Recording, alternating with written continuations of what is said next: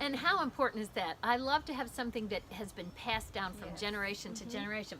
So now tell me, what inspires your art and the items that you place in this beautiful garden? Oh my goodness. Well, my personality, I would say, is happy and joyful and very silly.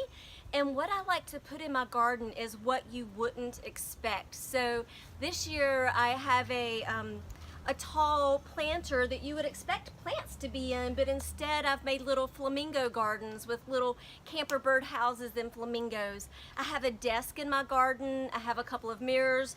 I have a new flamingo this year. Can you see how beautiful? That and is- I believe he has a tail of spoons and feathers and beads. Not what you would expect.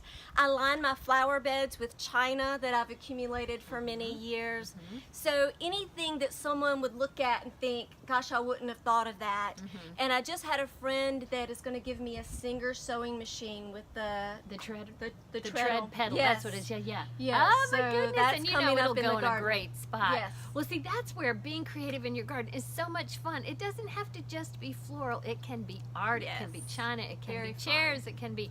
At some point, we'll show you some more of those pictures. So now, how many years have you been working on this property? So 12 years, and the backyard, when we bought the house, I didn't want any grass because I had already drawn up the vision of the garden. But after the first heavy downpour, when all of our topsoil washed away, no. we had to call in a friend to put in some sod. So little by little, we would cut out little beds out of the sod, and those were always happy days when I would get out the hoses and shape the beds and then spray paint and dig up all the grass.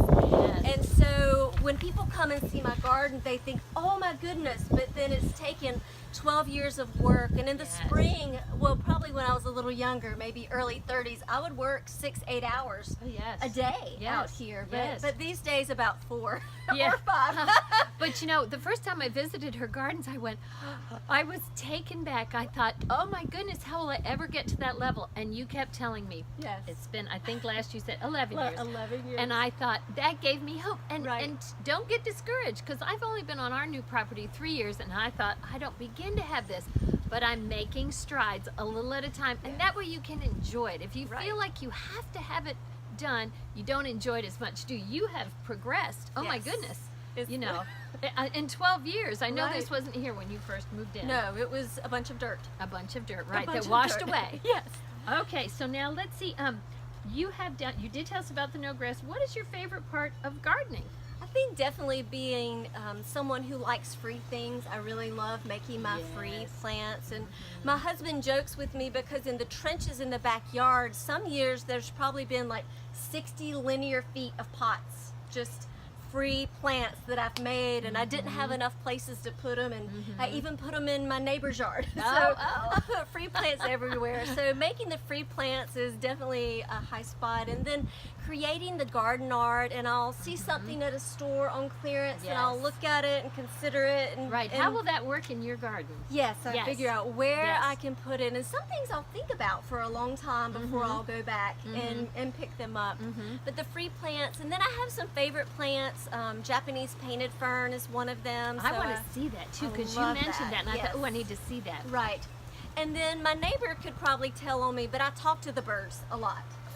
I talk to my plants. I call them my babies, or my or listen, ladies. I say we're going to do this today, or sure. So it's a lot of fun with the birds, and I enjoy just the senses, the wind chimes and the fountains, and even the bees and the birds and the wind, and it's just such a peaceful place. I enjoy the peaceful sanctuary. It is, and it calls on your senses, and that's how gardening can be. You can enjoy your gardening, you can have fun in your garden, and you can also know that it's something that you created, and it's going to be special to you.